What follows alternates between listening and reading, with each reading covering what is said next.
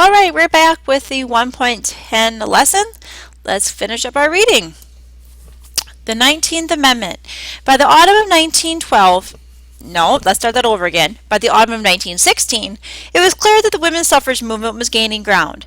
After 10,000 women marched in front of the Republican Party National Convention in Chicago, the party officially endorsed suffrage, but said each state should decide for itself. The Democrats promptly did the same. Suffragists were also gaining support for a proposed constitutional amendment granting women the right to vote. With tens of thousands of women contributing to the World War I home front effort, it became increasingly difficult to justify denying women the franchise. In early 1918, President Woodrow Wilson reversed his earlier opposition to women's suffrage and endorsed the amendment. After a spirited debate in Congress, the House passed the measure, but the Senate voted it down.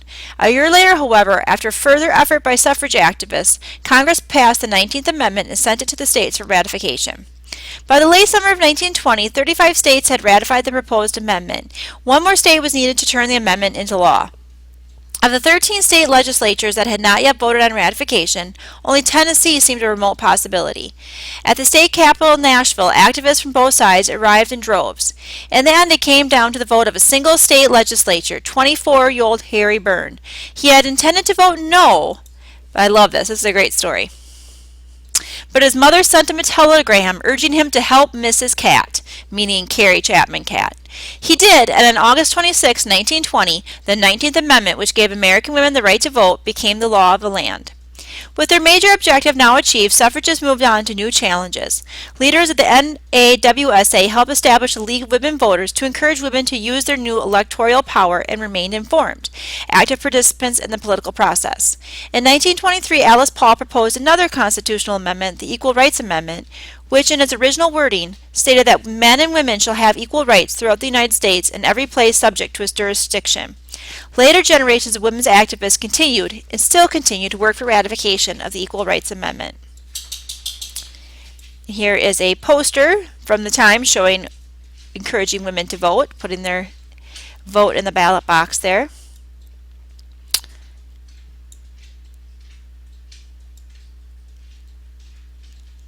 And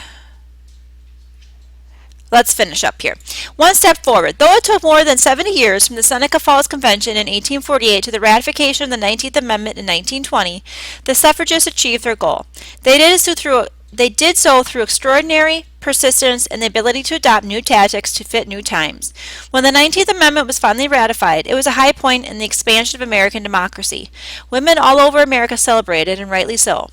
But there were far fewer reasons to celebrate among African Americans. Segregation, sharecropping, and discrimination were still widespread, while violence against African Americans continued unchecked.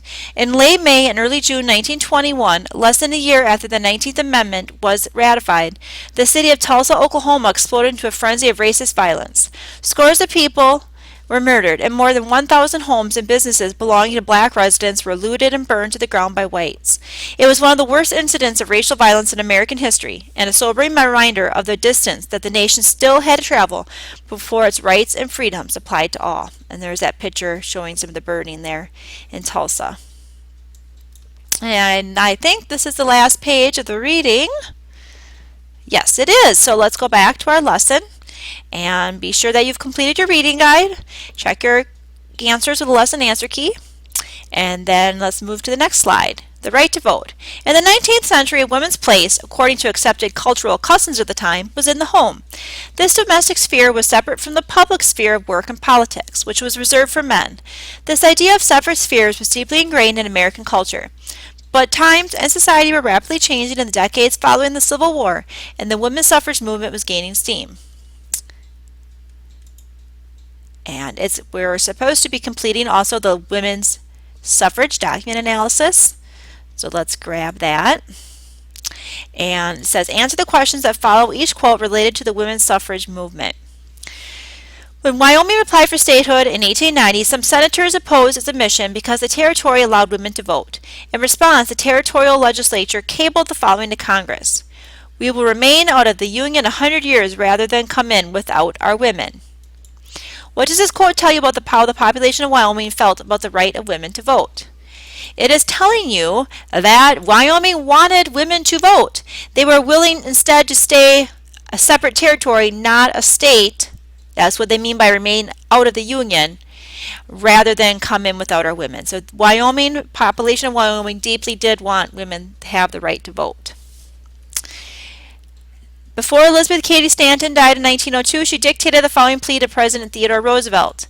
Mr. President, Abraham Lincoln immortalized himself by the emancipation of 4 million slaves. Immortalize yourself by bringing about the complete emancipation of 36 million women. In Stanton's opinion, women were not truly free because they were not able to do what? They were not completely free because they were not allowed to vote. So that's how you go about answering these questions. You just look at the quote and answer them to the best of your abilities based on what they're saying. And there are, if you go to the lesson answer key, I believe that is included on there as well. Yep. It's going to give you some answers if you're stuck on that as well for the document analysis women's suffrage. Okay, so use those documents to help you out. Let's go through the chapter highlights, and then you'll conclude this lesson with a 1.12 quiz. No, not 1.12, 1.10. 1.10.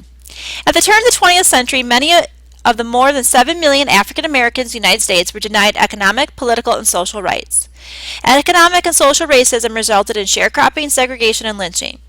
Political racism in the South, literacy and citizenship tests, and poll taxes prevented many semi-literate, illiterate, and poor sharecroppers from voting. In Plessy v. Ferguson, 1896, the Supreme Court condoned the Jim Crow laws that kept blacks segregated from whites in hospitals, schools, public transportation, and restaurants.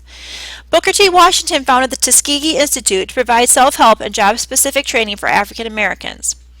W.E.B. Du Bois, a scholar, activist, and the first black man to earn a Ph.D. from Harvard, helped to form the National Association for the Advancement of Colored People, also commonly called the NAACP.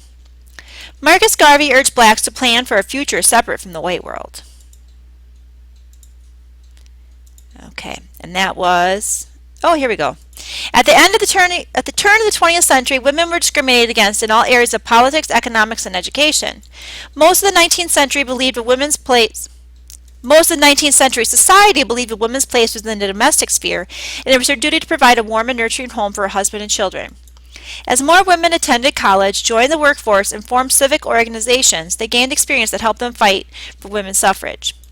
The National Women's Suffrage Association, led by Elizabeth Cady Stanton and Susan B. Anthony, and the American Women's Suffrage Association, led by Lucy Stone and Julia Ward Howe, merged to form the National American Women's Suffrage Association, led by Carrie Chapman Catt, who developed a flexible state-by-state strategy to gain the vote. The suffrage campaign scored its first victory in the West, where Montana voters elected as first women to the House of Representatives, Jeannette Rankin, in 1916. Alice Paul founded the National Women's Party in 1913, calling for a constitutional amendment giving women the right to vote. The 19th Amendment granting women the right to vote became law in 1920. Okay, so you're going to be taking the 1.10 quiz, and note that the last time you had a quiz was the 107 lesson, so that tells you that this quiz, the 1.10, will have questions from the 1.09 lesson and the 1.10 lesson. So be sure to review both of those sections before you take the 1.10 quiz. Good luck on your quiz, and the next video will be preparing for the unit test, because we are skipping 1.11 and 1.12. So good luck on your quiz, and then we'll be going to the test next. Good luck.